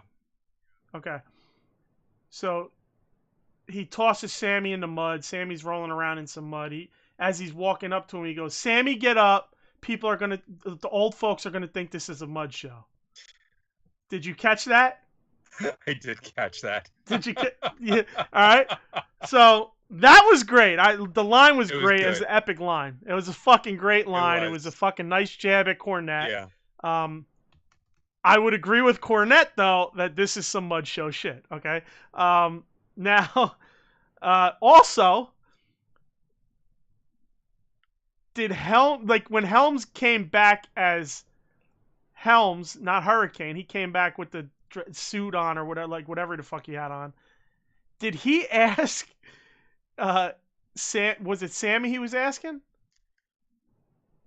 I think it was Sammy he was asking. He goes, is this rivalry cursed, or are you just a cunt? Oh yeah. Did he say cunt? I don't know. I was wondering that myself. I wished I had subtitles on. If I could have had subtitles on to see if they wouldn't have shown it. They would have said something like bunt. He could have said that. There's no way he could have said it. I swear to God, he said cunt. I will tell you this. I think you and I already talked about this offline. YouTube. Oh shoot, we might be in trouble now, because YouTube has banned. We're not monetized, so it's fine. But yeah, I told you this already. YouTube has banned that word. You did. I forgot. If you say it, you're completely demonetized. Like, we're fine because we're not. Yeah, but we might not get monetized in the future because of that. Well, I don't know, but yeah, like it's such an horrid word for anybody to ever say that. If he said it and they let it go through, that's not a hard word. I love that word. No, don't get me wrong, I do too. I'm saying it's horrid in today's day and age. Yeah. People act like, oh my god. Yeah, exactly. To all the cuts he out said there. The C word. Exactly. Oh my god. You gotta say see you next Tuesday. You gotta say see you next Tuesday, and that's how you gotta do it. Okay, I like that. So, I swear to God, I mean, I don't know, Kenny, Jimmy, did you, to me, and I rewound it a bunch of times, and I'm like, did he say the C word? Because he was like, he literally goes, is this rivalry cursed, or are you just a C word? Yeah. You know, and I'm like, I guess now at this point, I might as well just say, because we're already unless you edit it out. Yeah, we're already in Nah, can't edit out a live stream, but, boop. Or are you just a boop?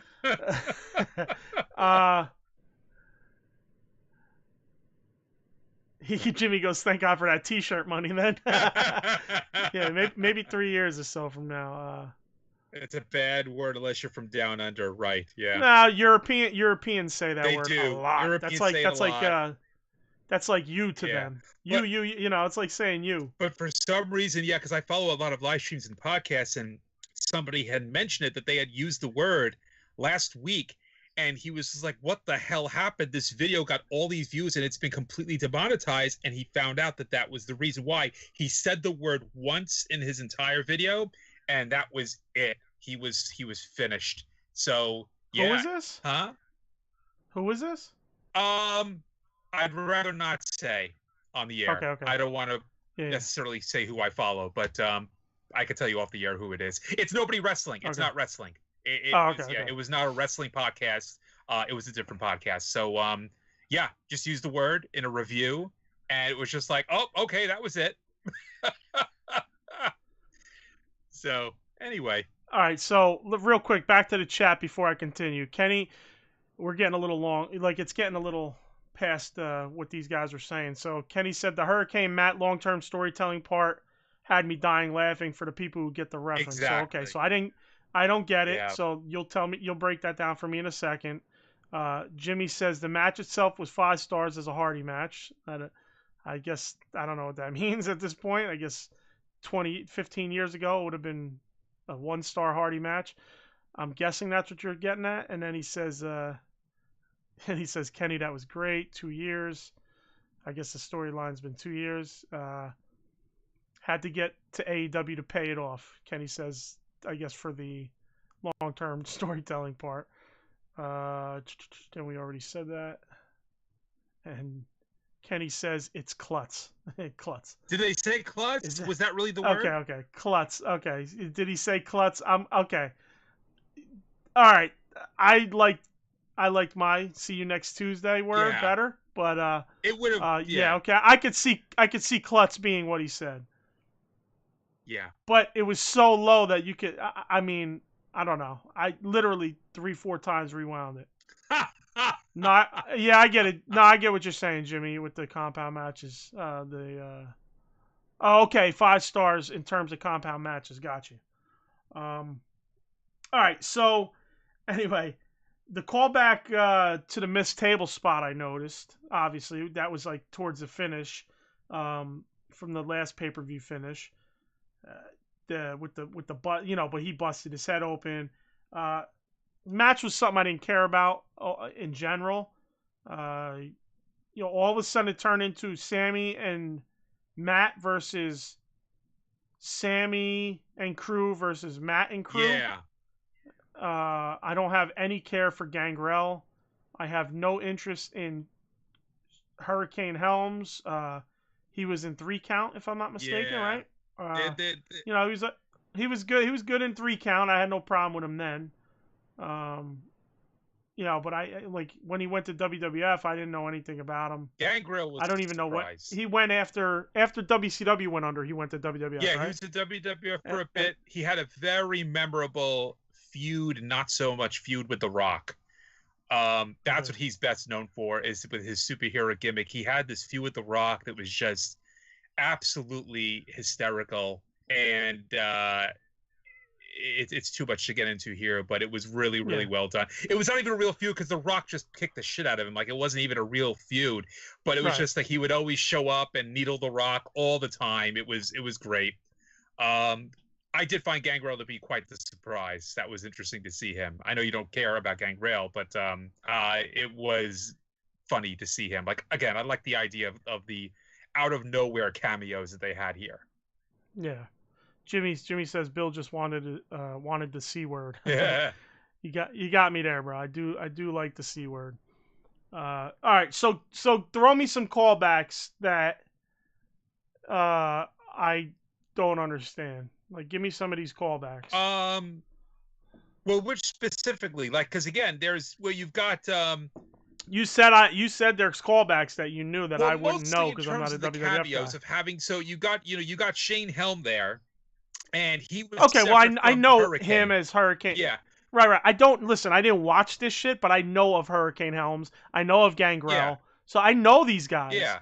But I don't have any match reference of their in WWF. You know what I mean? Yeah, and there wasn't really so much, I guess, there to really speak to other than knowing who they were and knowing what their characters were, knowing that you had Shane Helms as a separate character from the Hurricane, knowing who Gangrel was. It was more, I wouldn't say it was necessary. It was Easter eggs in terms of who they were, some of the characters they portrayed, as opposed to calling back specific WWE things, so to speak. Right. It was cute to see. It was cute to see them in the match. Did you just say cute to see them? Oh my God. Put that on a shirt. It was cute to see them. That's my C word right there. Cute. And there you go. Jim just said the Brood. Yeah, like the Brood was awesome. The Brood was actually the Brood was where Edge first appeared. It was Edge, Christian, and Gangrel. And I hate Christian and I hate Edge. See, I never even watched them wrestle. I just hate them. That was their introduction. Gangrel went nowhere, but Edge and Christian obviously went somewhere, and that was their introduction during the Attitude Era. So Gangrel's done a number of independent things back in the last number of years, but yeah, seeing him here was a bit of a shock. Do you see a T-shirt or are you just a stop? Yeah. Are you just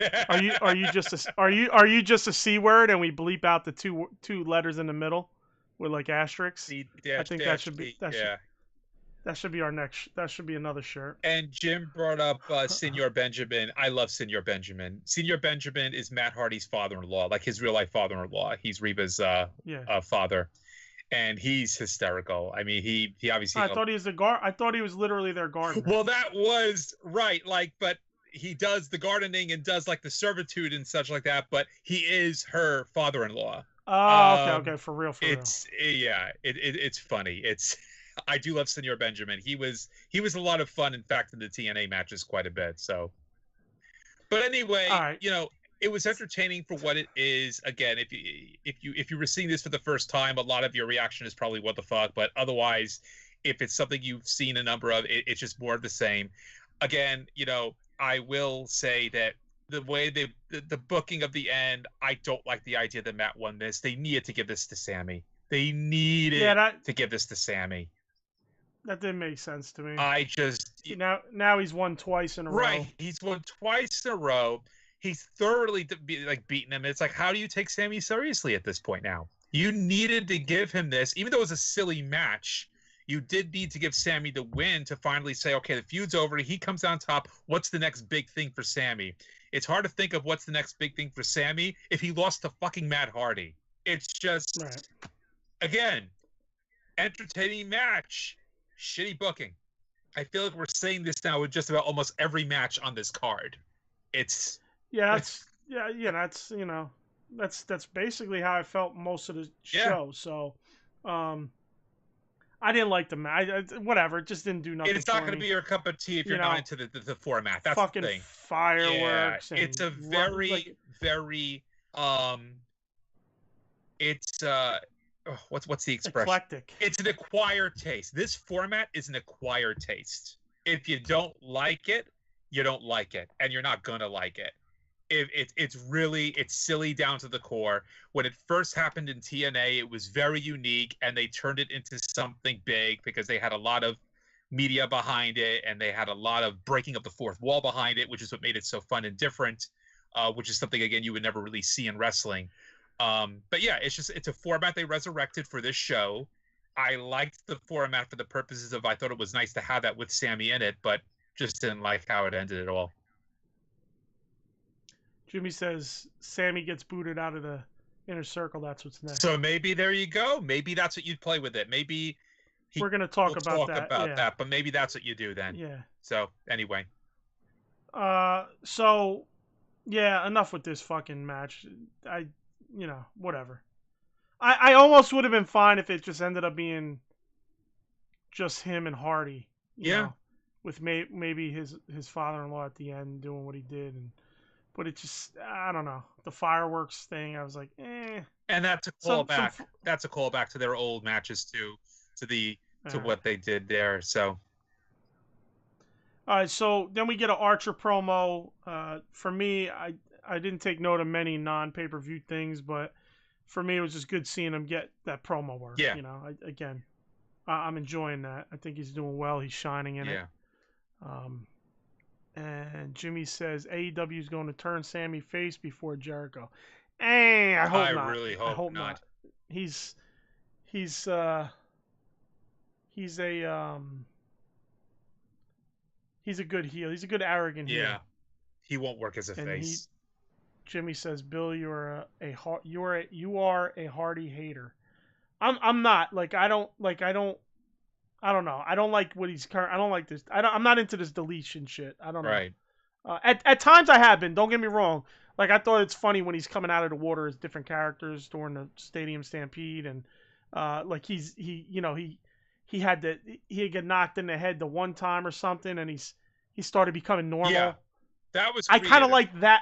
Yeah, I like that play on it. And then every once in a while, he'd see somebody and he'd attack them thinking they're Sammy, and then he'd see Sammy and he'd be buddies with him. Yeah. That was interesting. But overall, I'm not digging his overall thing with the what do you call deletion, whatever. Yeah. Whatever Matt Hardy. I don't know what the fuck do they even call that now. I don't even what they call the match. No, what he's considered now. Matt is Hardy, he broken or not? Yeah, I have no idea. Broken heart. Yeah, broken match. That's right. Because they just went back to him being broken. I thought they said he wasn't going to do that anymore. So again, they don't know what they're doing with it. And that's the other thing that kind of he's just out of nowhere. All of a sudden, he's fucking the drone's back. Right. He's talking in this and right. So anyway, I'm not necessarily there. I'm not really trying to hate the guy. It's not really much hate. It's just So we should. Jimmy. Jimmy says my predictions are stone cold locks, bro. Yeah. So what you want to move on to Jericho MJF? Yeah, I wanted to say that the MJF entrance, I'm not sure how much of that you got. Again, you're not a WWE guy. You understood the light up jacket reference, I'm assuming. Yeah, I've seen Jericho use that. Like that was very well done. The second you see the light up jacket, you think that it's Jericho. And that was a really nice swerve. Like he even comes out going, "Yeah, baby!" Like Jericho does when he does they did that really, really well. I really enjoyed that. Both entrances actually were my favorite parts of the whole match. Everybody's singing Jericho's theme again, and it was really good. I enjoyed the entrances to this. I think more even than the match itself. Time out, bro. These motherfuckers just hit me with the Yo, they just hit me with the Joe Dirt tag team, bro. Jimmy and Kenny just tag teamed on my ass. They said, Jimmy said, you need some hater tots. And Kenny just said, maybe some French fries. You motherfuckers. And then Jimmy says, shake and bake. Oh, you fucking Joe Dirt motherfuckers. That is funny. Love Joe Dirt, bro. One of the best I read ever. that as French Chris. It's Cries, Kenny. I'm in publishing, but yes, still fun. Got him. All right. See, I got a tag team partner too, motherfucker. We are the Bridge and Tunnel Connect. Fuck Shake and Bake. Shake and Bake versus the Bridge and Tunnel, son. Null and Hash up in this bitch. We got the fucking. That's it. Bring in the grammar. Yeah, Kenny says shake in, and he puts a bunch of dots, dramatic pause, bake. There you go. Oh man, little callback to our intro. Jimmy says Y2 Jacob Friedman. That's a good fucking call right there. Y2 Jacob Friedman. Yep. Oh man. All right, we're having too much fun now. We gotta get serious, man. Yeah. So. Yes, go ahead. I cut you off because there was some good shit going on in the. No, it's fine. I was talking about the entrances. I mean, the match itself was pretty good. It was not what I expected. We didn't. Well, I mean, we had predicted that this was going to be there was going to be a turn here where Jericho would go face. We had another roll-up win though. Tonight it's like okay, we got our second roll-up win of the evening. And I don't know. It's so that's it. It's just that okay? He's in the group, and that's it. Yeah, that was my notes right there. Was like the match was good, but I was hoping for a payoff. Yeah, there was no payoff. Like more of a payoff. Right. I thought this would be the culmination. The whole point is he wants to be in inner circle, quote unquote, but he really doesn't, and we need to pay. Like I thought there was gonna be a different payoff, but. Because I don't like this overinflated inner circle. No, me neither. But my prediction after no formal payoff in this is that MJF's going to tear him apart from the inside. Now, maybe there will be a payoff on Dynamite. Maybe they've decided that they just wanted this end the way it was going to end, and then maybe on Dynamite we'll get some type of a twist. Maybe. It's possible. And I'm good with long term. I don't hate on long term booking. I prefer long term booking. So, I was just expecting a payoff here, or a little something to pay it off, even if it was a nugget of the final payoff. But like I said, I think maybe he takes it from the inside and tears it apart. Yeah. As far as the roll up. What was the move right before that he got him? He oh man. Oh, the bat. The bat spot was great. Yes, the bat spot was good. It's been done a bunch of times, a million times. He got the ring. The ring didn't come into play because Jericho got the bat. Jericho has the bat. Wardlow was distracting Aubrey, and MJF sees it. Bang! Hits the canvas. And she turns around, and Jericho's ready to swing the bat, and there you go. Yep. Takes the bat, gets the roll up, grabs the tights, and she counts to 1, 2, 3. One thing I didn't like was she was at such an angle for the count that she could see the tight grab, which I didn't like. I thought that should have been a little more hidden. I agree with that. That's a very good point. I meant to mention that as well. You're right. It was not. She should have seen right away. You're grabbing the tights. Normally, with that kind of a finish, the referee's in a position where they don't see that. They really have. They've really fucked that up a lot of times, where the ref's not supposed to see something, but they literally do it in front of the ref. Yeah. And I don't know what it is. It's something they need to work on. Maybe maybe a mix of the refs not being as experienced and the wrestlers not being as experienced that having to hide that shit. Yeah. But that's something that they need to work on. Real quick, let's jump back to the chat. Kenny says, "Go do your research, you son of a bitch." Don't be mad because we got you, bro. We took Shake and Bake down, baby. Jimmy says Hager and Wardlow are going to tear each other up. 100% agree with that. Yeah. That'd be a good feud. And then Kenny says Hager and Wardlow are undressing each other with their eyes. Billy and Chuck wedding confirmed. That's funny. That is funny. Jimmy with a pair of crying emojis. Yeah, so I mean, you knew. Well, you know what, man? You kind of knew MJF was gonna win, but again, with the payoff, expected a slight payoff. Maybe not a full payoff, but a slight. But like you said, maybe we'll get something on Dynamite, or it'll be a longer story for him, and he'll rip him up from the inside. Yeah. I do think he's gonna rip him up from the inside. I believe that's the 15th time I've said it, so I'll stop now, and we will move on to Moxley and Kingston. Yeah, this was. Again, I mean, fuck. This was a good match. Can I say something real quick? Sure. Before we get too deep into the match, and I wish Kingston had just worn the military pants with high boots, because I get it.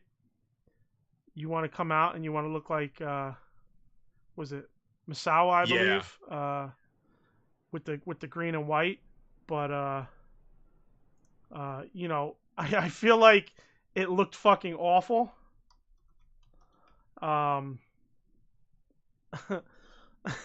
It kind of fucking looked awful. It didn't. I didn't like the colors, the shininess of it. I didn't like the look of it. I didn't like the kick pads. Yeah. I thought it was. And then what's funny is like his knee pad looked about 75 years old. If you looked at that red knee pad, it looked about 75 years old. Yeah, and it just would have also made more sense if, well, like you said, if he was wearing, the military fatigues, but also just in general, this is technically a street fight. It is an I Quit match, but an I Quit match is really a street fight. He was not He came in shiny as fuck. Yeah, he was not dressed for a street fight. He was not dressed for an I Quit match. I think I see. Listen, I know you want to show some love to Misawa. That's one of your, 4 pillars, whatever. Sure. But not this match. This is not the match to do it. And don't do it with this kind of shit, man. Like, I don't know. It was too shiny. It was too glossy. He looked like Private Party out there. He did, actually. He did. And it doesn't look all right, listen, it doesn't look good. At least if you have the black camo, not like the black military pants on with the high boots, with them tucked in, and you have like the trunk top set per se, like in black. Yeah. The belly isn't hanging as much. You don't really notice it as much. The black kind of covers it. But, bro, I mean, he looked like he was fucking jellying everywhere, bro. Sauce popping. And you're talking, listen, I've got my fucking gut, so who am I? But I just thought it was pretty funny. I was like, oh, my God, man. It kept throwing me off. As much as I love the match, I'm like, what the fuck are you wearing, bro? Yeah. So, anyway, before we got in the match, I had to kind of rail on him about that. Yeah. That gear looked like it needed to be in a Puffy video from 1999, bro. But for an I Quit match, this worked. I mean, the only thing that I got tired of. I never thought you'd ever say that I get tired of thumbtacks, but I just feel like that gets pulled out now all the time. Yeah. It's a little much to do that, but it was again, didn't end the way I would have wanted to. I understand why it needed to end the way it did, but overall, hard-hitting match, made the build worth it. It was definitely one of the best matches on the card for sure tonight. Yeah, it was definitely one of those good, hard-hitting matches. I mean, you knew they were going to bring it. Now, you know me and clotheslines. You know I rail on this fucking inside-out bullshit, but there was that clothesline that after Kingston dumped the thumbtacks, Mox hit him with this fucking clothesline. My God, that was some Stan Hansen shit. Yeah. And Kingston didn't fucking double flip or anything. Kingston just ate it like a fucking champ. Went down hard. Yo, it looked like full body. That was impactful. You flipping like a dummy don't make me feel like your clothesline was impactful. Yeah, I agree. When I saw it, I was like, God damn, that's the first clothesline I've really seen in a while that had me feeling like Stan Hansen threw it, with a guy half a Hansen size, But yeah, I really dug that clothesline. That kind of stood out for me overall in the match. But it just looks stiff as fuck. But again, it was a good hard match. What was your take? I mean, is that pretty much it? Like, it's a good match. Like, what was your take on the finish? I mean, I didn't like that you could barely hear him say "I quit." That's the only thing I didn't like. That bothered me too, because then it leaves a little bit of doubt. And it makes you wonder if I never actually Did said he say it. it. I just mumbled right, it. Right. He said it, but you're right. It should have been more emphatic. It should have been more emphatic to really be clear that the match is over. You're right. It could have been a little bit better on the audio with him. The only go ahead. The only reason I say that it was okay was because while it annoyed me, I didn't hear it really. I barely heard it. I understand why he barely wanted to say it, because that was admitting quitting, and he said he never would. So it's like he has to say, but he doesn't want to yell it. He's like ashamed that he even has to say it. That's the way I took it. So if you come from it from that angle, okay, I get it. I like it. You know what I mean? Yeah. So I don't know if that kind of changes it for you. That's a good point. Or not. I guess that's a good point. I would have still thought, though, that you would maybe have even had the ref say, wait, say again? Because, you would maybe, it was so low that you would think that maybe in a real, like, actual storyline that the ref would be like, can you repeat are you saying you quit? Because it was so low. Yeah, but I think he did say it twice. Yeah. Yeah. But it was, again, so low, even the second time you didn't really hear it. Yeah, exactly. So. I like these guys, they're great. And I meant to say this during the Dynamite segment earlier, but when we were talking about the promo, I've heard people, I said this Friday on the Hot Tag Show, I've heard people say that Moxley isn't a guy you would put the championship on. He's not a world title holder. He's not that guy that could carry a company. But I got to be honest with you, he's not flashy in a ring. He hits hard in the ring. He makes you feel it in the ring. He makes you feel it on the mic. And I got to be honest, if I feel you on the mic and I believe you on the mic and you make me feel like the shit is real, you could be world champion, in my opinion. This is people, I've heard people that are, have done this for their side gig for decades, or they do it for a living for decades. I'm talking 20, 30 years. People from the late 80s, 90s, dirt sheet shit, have said this. And I got to be honest, after watching Kingston since he's been with AEW, I mean, I'm sold as that motherfucker being a world champion. If he grabbed that title off Moxley tonight, I would have fucking been riding with that son of a bitch till he dropped it. I don't care what anybody says. If you're listening to this after the live show, put it in the comments. Send me an email, tweet me, Message me on Facebook, hit me on Skype, whatever. I want to know your opinion. Do you think that Kingston could be a world champion and carry the company? I think he could carry the fucking company, and I think he would be a very successful world champion. Okay, I don't give a fuck about his little pot belly. I mean, I would say he couldn't be a world champion with that fucking gear. Just my opinion. I like the fucking military pants, high boots, dark shirt, fucking Kingston gear. You know what I mean? So we kind of thought he might win, just to be a. If Hangman would have won, it would have been great for him to be the champ, because then Hangman could have went in against him heel face, you know. But whatever. I mean, that was just our predictions. That was what we were hoping for. It didn't happen. It is what it is. We'll see where Kingston goes from here. I have a feeling Kingston and Archer are gonna have a nice little run together soon. So yeah, I'm thinking that too. Yeah, Jimmy says for sure, hands down. Kenny says Kingston should not have said I quit, and Kenny also says yes, I think he still will be. I'm assuming he means world champion down the line. I agree. Yeah. I mean, man, after that that promo Wednesday, I was like, yeah, that's forget it, man. I don't care what I've heard people say. I think Kingston has what it takes to hold that title. Yeah. And if honestly, I would give him the fucking title. If not now, maybe a year or two down the line. I know he's getting older, but he'll have more of an established presence in AEW at that point, and definitely a guy I would put in the title picture again multiple times. And if not, give him the title in a year or two. Absolutely. So, overall, like I said, the show was good. It was just not a show I was anticipating.